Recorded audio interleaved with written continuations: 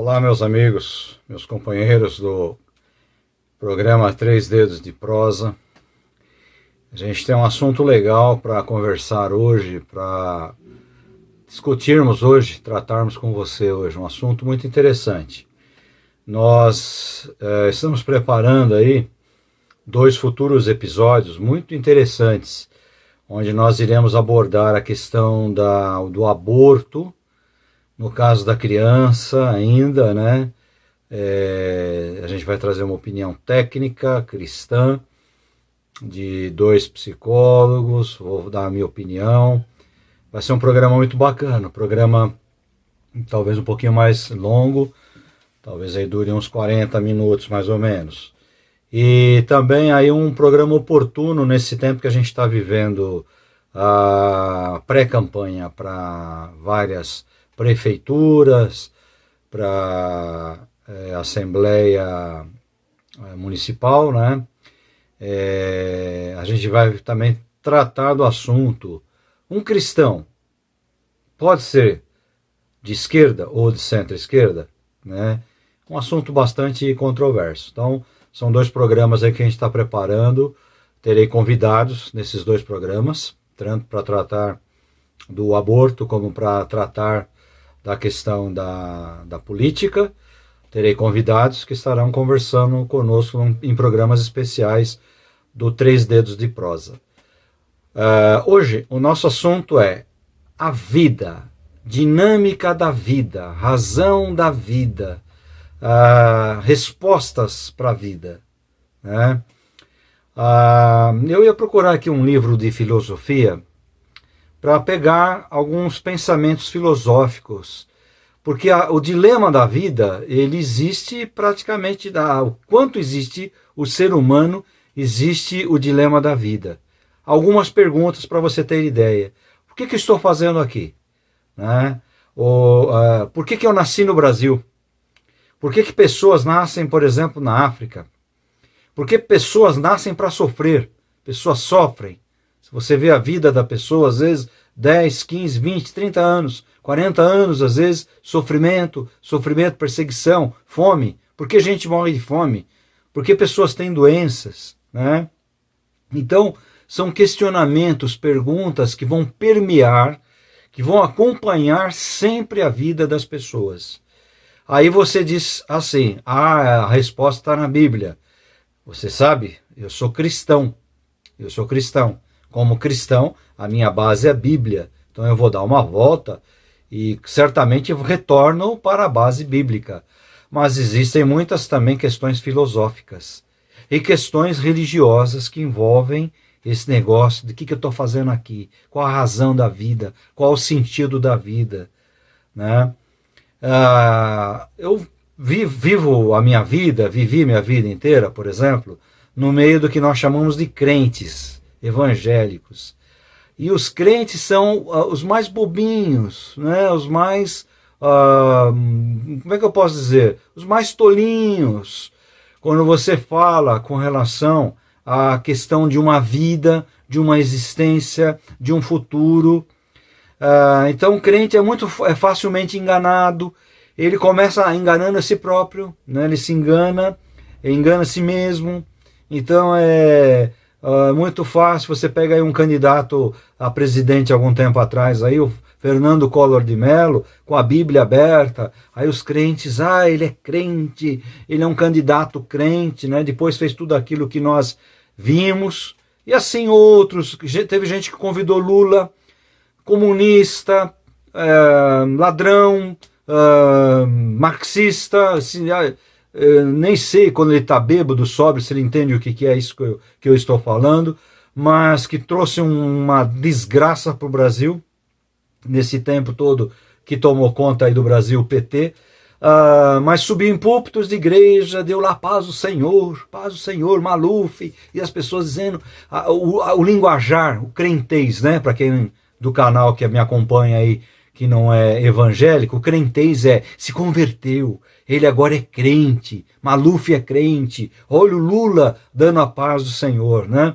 Um bando de vigaristas, de sem vergonhas, de aproveitadores, de pessoas que se aproveitando a oportunidade. Então crente é muito bobinho, bobinho, pega lá, a mulher veio lá da dança do mundo, com prostituição, o cara pega, põe ela lá no palco da igreja, né, põe lá na frente para dar um testemunho. Olha, fulana se converteu e faz faixa, e põe lá e acredita nisso, né? Vai lá, faz uma oração com o moribundo. Ele se converteu, ele foi para o céu. Como que se a pessoa pudesse determinar isso, como se a pessoa pudesse saber isso, né? Então, crente é muito bobinho, se engana, é enganado facilmente. Então, chega um lá na igreja gritando, porque Deus? O cara já, olha, Deus é o poder de Deus. Então, alguns acham que é barulho, outros chegam lá e misturam umas línguas, paçoquinha, não sei o que lá, misturam uns palavreados, olha, o cara é de Deus. Então, por que eu estou falando isso? Eu vou chegar em outros lugares também. Porque se enganam. As pessoas gostam de serem enganadas, né? E buscam, às vezes confundem o sentido da vida, gostam de ser enganadas, acham que isso aí é o sentido da vida. Por outro lado, tem aqueles que acreditam, morreu, vai melhorar, vai reencarnar, vai pagar o preço. É interessante que a população aumenta, então tem coisa que reencarna, tem coisa que não reencarna. Os países onde acreditam nisso é uma miséria desgraçada, né? Então, as religiões, elas se confundem. Os meus amigos católicos acreditam em pedaços de barro, em coisas forjadas de ouro. Tem aqui atrás de mim aqui alguns símbolos, né? Gosto de alguns símbolos. Tem aí a Santa Ceia aqui atrás de mim, aqui, ó. A Santa Ceia tem um candelabro judaico. Então tem gente que... É um enfeite, eu gosto da simbologia, do que tipifica, do que apresenta, mas você não vai me ver orando ou rezando para essas coisas aqui, porque se cair no chão vai quebrar, né? Vai amassar. Então, às vezes idolatra a pessoa do Papa. Esse que está aí, por exemplo, um baita de um comunista, né? Um oportunista. Me desculpa, aqui eu falo de todas as religiões, eu não tenho compromisso no Três Dedos de Prosa, eu não tenho compromisso com religião. Então gostam de se enganar, né? Tivemos papas aí que foram conservadores, talvez foram até mortos, a história mostra isso aí. Enfim, onde que eu estou querendo chegar? Na outra religião, no islamismo, os extremistas, que tem em todas as religiões, mas talvez não tanto quanto esses aí, que matam, se matam, explodem, fazem atentados em nome de uma religião. Que é isso? Que é paz? A religião é paz ou é desgraça? Então... sentido. E por que eu estou falando tudo isso? Você está falando de religião? Não, eu estou falando de filosofia. Então a filosofia, ela busca respostas. A religião, se a gente tratar grosso modo, é uma filosofia piorada de muitas coisas, né? Pode ser melhorada de alguns outros pontos de vista, mas de alguns pontos de vista ela é piorada, uma filosofia piorada, desgastada, porque ela tem muito do humanismo, do oportunismo. Tudo isso que eu estou falando aí é oportunismo, né? Quem que falou que para buscar um criador eu tenho que ter um objeto, um pedaço? Tem religiões que falam, não, ele é fraco, ele precisa de ponto de contato. Quer dizer, se o cara não tem acesso a ponto de contato, então ele não vai ter um acesso à religião. Enfim, as respostas para a vida. Que a religião engana. A religião engana. As filosofias tentam buscar respostas e não conseguem. Os filósofos tropeçam nas suas próprias pernas, nos seus próprios pensamentos. Então veja bem, você pode chegar e falar, mas quem é esse cara para falar? Né? Quem é ele? É o detentor da verdade? Graças a Deus eu não me proponho a isso, e muito ao contrário, né? Muito ao contrário. Eu acho que eu sou alguém que tenta buscar respostas, né? E tem que entender o sentido da vida. Então a gente fica questionando, poxa, por que eu nasci no Brasil? Eu nasci no Brasil, eu não nasci na África, por exemplo, onde as pessoas, a grande probabilidade, 90% da probabilidade das pessoas que têm 90% de chance de chegar a 20, 30 anos de idade. Então veja, 90% de probabilidade de pessoas que têm 90% de chance de chegar a 20, 30 anos de idade, 90% delas irão morrer nesse transcurso. Se chegarem a 30 anos, muitas vão morrer de fome, inanição, falta de comida.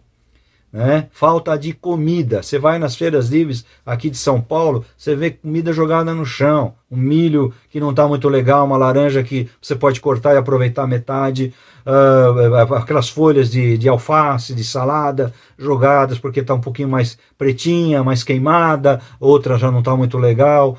Então, você se alimenta com aquilo, você não morre, você consegue sobreviver, talvez melhor que aquele que come filé mignon, que paga 40, 50 pau o quilo do filé mignon num supermercado.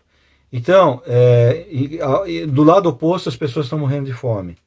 E do lado oposto, pessoas estão gastando dinheiro, e há muito tempo fazem isso, com projetos espaciais, querendo mandar foguete para Marte, foguete para Vênus, ver como é que é a Lua, gastam dinheiro pra caramba, muito dinheiro, são pesquisas, eu entendo, eu não sou um cara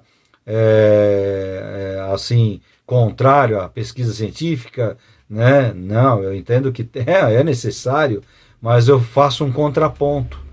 Enquanto se gasta tanto dinheiro com isso, aqui no Brasil, quanto dinheiro com esse negócio de verba política, quanto dinheiro, e tem gente aí morrendo de fome, aí o cara invade a sua terra, invade a sua casa, quer ter razão, ou seja, sentido para a vida. As pessoas estão buscando sentido para a vida. No tempo que eu estou gravando isso, a gente está vivendo esse lixo aí desse vírus chinês, essa pandemia desgraçada aí que veio trazer tanta confusão. Então você vê no meio de uma desgraça, cara consegue roubar, né? O cara tá vendo gente ir pro túmulo, gente que morreu de bobeira porque não foi cuidada, não foi tratada corretamente. Essa semana eu conversei com um cara que falou um parente se curou com remédios e tal, e um médico resolveu, falou, não, você precisa ficar entubado, o cara durou horas, morreu, não era para ter sido entubado, era para ele sair andando embora. Então erros demais, roubalheira, pessoas aí politizando remédios, né? Não pode tomar, o remédio que se toma há anos aí, fica, não, porque foi o presidente que falou, ele não é médico, como que se todos os tecnocratas que estão lá no governo, não nesse, em todos os governos, fossem especialistas das suas áreas, não são, né? Às vezes o cara que está lá no Ministério da Saúde, ele não é médico, mas ele sabe gerir muito bem, dirigir muito bem o trabalho, e assim outros exemplos. Mas as pessoas batendo cabeça. Então você fala, meu, como é que pode, num momento miserável desse, alguém chegar e roubar, tirar, subfaturar, superfaturar, né, um hospital, fazer um hospital para ficar vazio.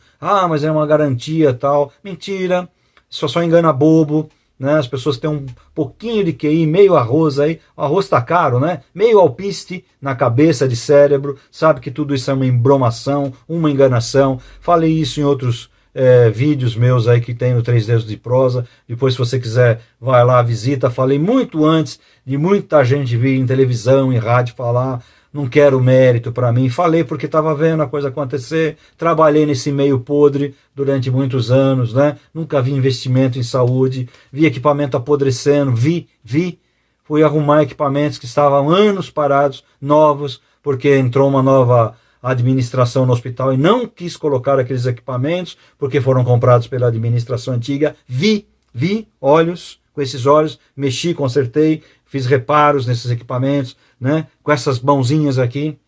Então, só um queijinho mesmo de meio alpiste já dá para entender todas essas coisas que estão acontecendo aí. Falo muito isso nos meus outros episódios. Então, gente, cruel é uma pessoa que fica questionando. Ela se auto-questiona. O que eu estou fazendo nesse mundo? Puxa, por que eu sou crente e passo doença? Por que eu estou passando necessidade? Por que isso está acontecendo? Então, o religioso ele tem muita facilidade para atribuir a Deus ou ao diabo. É o diabo que quer, é o Deus que quer. Então, ele nunca não assume às vezes, né? Ele não assume a vida, A vida, ela é para você viver a vida. Algumas coisas você tem que se contentar. Né? Aqui no Brasil, por exemplo, um país com muitas oportunidades. De repente eu estou falando aqui, você está aí do outro lado me ouvindo, pensando em trocar de carro, de um carro que vale 50 mil, você está querendo dar um pulo, pegar um carro de 75, 80 mil reais, você está pensando em morar numa casa melhor. Então, são os dilemas seus. Você vai dormir com esses dilemas. Mas do outro lado, tem alguém que fala, o que será que eu vou comer amanhã? Né? Poxa, por que eu nasci na África? Por que eu nasci em determinado lugar? Não há paz, não existe paz. E os irmãos brigam entre eles. Né? É negro contra negro, é tribo porque é de uma etnia, o outro não é, um briga com o outro, um escraviza o outro, um porque é branco, outro porque é preto, outro porque é amarelo, outro porque é rico, o outro porque é isso. Então, ser humano matando ser humano, não se encontra respostas para a vida. E as pessoas batem cabeça por aí, querendo respostas para a vida, né? Por que uns passam, por exemplo, por dentro da igreja, a gente fala, não, como eu vou voltar a falar aqui do crentez, que é o meu meio de vida, vamos dizer, né? O crentez fala isso, se converteu, olha, fulano se converteu. Então a gente acha, às vezes, que um cara que passou uma experiência de uma cura, de um milagre, que coisas que acontecem não só dentro da igreja evangélica, acontece em um monte de lugar, em outras religiões também. Isso não, ninguém pode negar, né? Crente não pode negar. O crente não vai falar, é o diabo que fez. Pode ter ser mesmo, porque o diabo ele é malandro, ele existe, né? Ele é tão forte porque ele não existe. Segundo Baudelaire, ele não existe, por isso que ele é tão forte, né? Mas ao mesmo tempo ele é forte porque ele está aí destruindo o ser humano está aí se acabando. Então, existe a ação do diabo? Sem dúvida.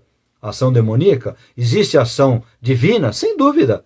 Agora existe a responsabilidade do homem, né? E quem vive a vida é você, o homem. Então, alguns passam por tragédias na vida. Alguns perdem entes queridos, né? Alguns perdem, às vezes, a família. A gente vê alguns, às vezes, desastres que dizimam a família, fica um vivo. Então, que força essa pessoa vai ter para continuar a viver? Ela fala, acabou a minha vida, acabou minha família, foi dizimada, terminou. Que força, que objetivo eu tenho, que alento eu tenho para continuar vivendo. Então, alguns encontram o caminho do suicídio, alguns encontram o caminho das drogas, alguns encontram o caminho da religião, ficam beatos, ficam ratos de igreja, então fica lá dentro das igrejas, acreditando no que os homens falam, acreditando no que as pessoas falam, acreditando nas experiências dos outros, não vivem a sua própria experiência, né? Então encosta alguém lá, fala, olha, Deus está me mostrando, olha, isso vai acontecer, olha, a cadeira se mexeu, olha, o passarinho assobiou, e você mistifica tudo isso, traz para a sua vida, de repente, é um monte de decepção, e lá na frente vem o questionamento, o que é que eu estou fazendo aqui? Para que eu vivo? O dilema da vida, o que é que eu estou fazendo aqui? Né? Então, as pessoas têm essa dificuldade. Olha, eu devo entender que esse é o dilema do homem desde que ele se tornou um ser, uma alma vivente. Desde lá do Éden, eu acredito na formação edênica, né? Eu acredito no Éden, eu acredito que Deus formou o homem à imagem e semelhança conforme está na Bíblia, e a composição biológica do homem mostra isso, né? Na água e no pó que nós somos, porque quando a gente vai embora, secou o sangue, que é o líquido, a água, isso aqui vai apodrecer, porque é pó, né? Vai pó, e se ficar exposto ainda às intempéries do tempo, aí que apodrece e fede mais rápido ainda. Pode passar o perfume que você quiser lá. Então, esse dilema, ele leva muitas pessoas a terem tristeza na vida. E viver uma vida feliz não é viver uma vida abastada. Né? Eu não posso ficar olhando os outros, olha, tem político que rouba. Alguns falam, vai pagar, está lá na Bíblia, o que planta, colhe. Depende, esses caras roubam e morrem na riqueza. Morrem fartos de bens, né? O problema é que a vida não para aqui, ela continua do outro lado. Não vai reencarnar, não. Vai melhorar, não. Vai voltar no espírito, vai voltar numa mosca. Espera para você ver, né? Que surpresa que você vai ter do lado de lá. Então, não tem nada disso não, meu. Tem a responsabilidade. Então, do lado de lá, você vai dar um atestado de responsabilidade. Olha, meu atestado está aqui, ó. Né? E a vida é um atestado. Enquanto você tem força, fôlego, um pouquinho do cérebro funcionando, porque às vezes o cérebro começa a travar e já era, né? Aí vai tudo embora, até a composição física lá acaba sendo comprometida, aí já era. Mas enquanto você tem um pouquinho aqui funcionando, então você tem que tocar a vida, você tem que encontrar sentido para a vida. Não é verdade? Eu falei para vocês que eu ia dar a volta e iria retornar na base. eu só encontro uma coisa que dá base para a existência. É você compreender o que Deus, esse Criador, se você não quer chamar de Deus, quiser chamar de qualquer outra coisa, é o problema seu, mas eu vou chamar de Deus, o Deus Criador. O que esse Deus preparou para você? O que esse Deus, ao fazê-lo, ao permitir que você viesse a esse mundo, qual era o propósito? Então, eu não escolhi nascer no Brasil, eu nasci aqui em São Paulo, cidade de São Paulo. Sou paulistano, paulista, brasileiro. Então, nasci aqui, não escolhi. Talvez se eu pudesse ter a opção, quem sabe, falar, vou nascer na Itália, mas nem sabia o que era isso. Eu estava lá no projeto papai e mamãe ainda, não sabia nem o que era um óvulo, o que era um espermatozoide, que se uniram lá e eu acabei vindo à existência, acabei nascendo. Então, gente, os dilemas da vida, eles são vencidos, você tem que aprender isso. É a cada dia. É a cada dia. E quando você entende que você não está aqui à toa, você tem uma missão. Eu acho que essa palavra é chave. Você tem uma missão. Fazer aquilo que está ao alcance das suas mãos. Tem muitas pessoas que são boas para as outras. Fazem o bem para as pessoas. Se sentem bem assim. Outros criticam. Não, é porque quer alcançar salvação e tal. Olha, fazer o bem nunca é ruim. Entenda isso. Nunca é ruim. Tá? Fazer o bem nunca é ruim. Mas isso não alimenta a tua alma. Isso pode alimentar o superficial. Mas o íntimo teu, você sabe que sempre vai ficar um vaziozinho. Vai faltar alguma coisa. Que marido não preenche, mulher não preenche, filhos não preenche, igreja não preenche, dinheiro não preenche, bens não preenche.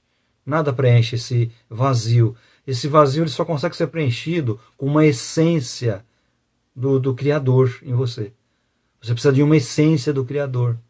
Você precisa de ter alguma conectividade para vencer essas barreiras, para ter essas respostas, seja na área da filosofia, seja na área da religião. E essa essência, a gente entende que foi trazida a este mundo na pessoa, obra e missão do Cristo. Que é o que dá para nós, gente, um sentido para a vida. Os dilemas, todos nós vamos ter, caramba. Todos nós vamos ter dilemas. Mas por que fulano sofre? Por que eu nasci? Por que tem guerra? São os dilemas da vida, meu. São os dilemas. Se você for ficar pensando nisso, você senta e acabou a sua vida. Você vai definhar ali sentado, pensando, buscando resposta. O filósofo tal, Platão, não sei quem, trouxe resposta. Olha, os pais da igreja, Aquino, São Francisco e outros mais. Vai ter respostas, são humanas. Alguns têm experiências, querem passar suas experiências para você, sendo que você tem que ter as suas experiências. Então buscar força, às vezes é um remédio na cuca, às vezes é um desvio químico, que você precisa de uma ajuda médica, e você vai atrás às vezes de um que tem não sei o que revelou, o outro que vai dar um passe e vai resolver seus problemas. Não existe passe de mágica em religião nenhuma. Então os dilemas da vida, os questionamentos da vida, você pode até ter um companheiro, um colega, uma pessoa que vai conversar com você num nível legal, que vai tratar desses assuntos, que vai tentar encontrar respostas junto com você. Vai ser muito legal isso, muito bacana, mas você tem que se resolver com você mesmo. Eu sempre digo, olhar um pouco no espelho e falar, agora nós vamos conversar. É você com você, Tentar obter as respostas dentro daquilo que o mundo vai te oferecer. Tentar administrar. Eu vejo, voltando a falar dessa pandemia, estou quase no final, eu vejo as pessoas estão ficando loucas. As pessoas estão ficando malucas, Eu nunca passei por isso, é a primeira vez.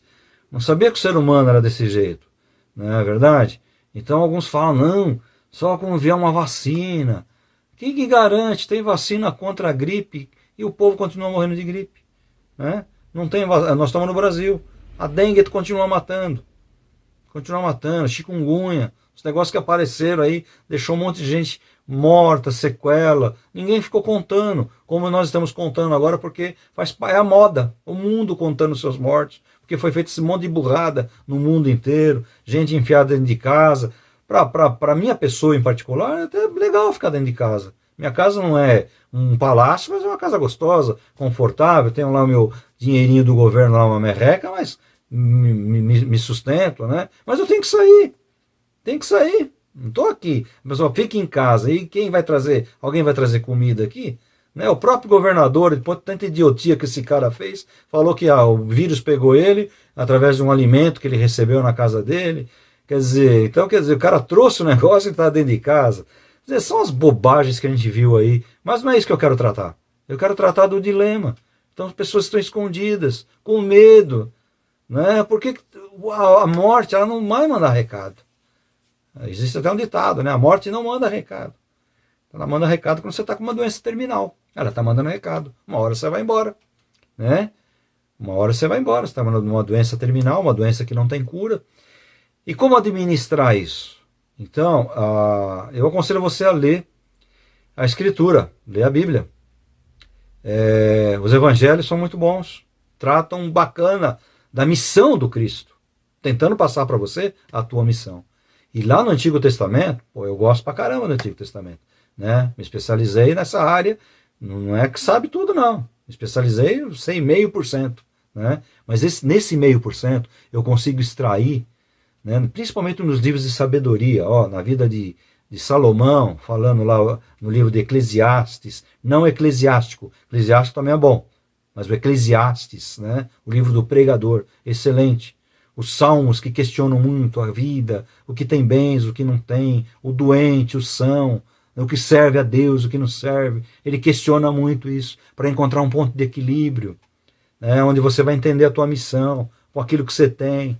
Nasci, esses dias eu estava falando, eu acho que eu não nasci para ter uma aposentadoria e ficar numa praia, num campo. Eu acho que eu nasci para trabalhar até o fim da minha vida. Não é verdade? Que nem o meu velho orientador aí falava, não vou morrer de pijama, não quero morrer de pijama. Então, de repente, eu não posso ficar triste com isso. Eu tenho que entender que é uma missão, que eu vou levar na boa. Lembra aquela Madre Teresa de Calcutá? Ela entendeu que a missão dela era cuidar daquela gente que ninguém queria cuidar. Ela abriu mão da vida e ficou lá. Ficou lá.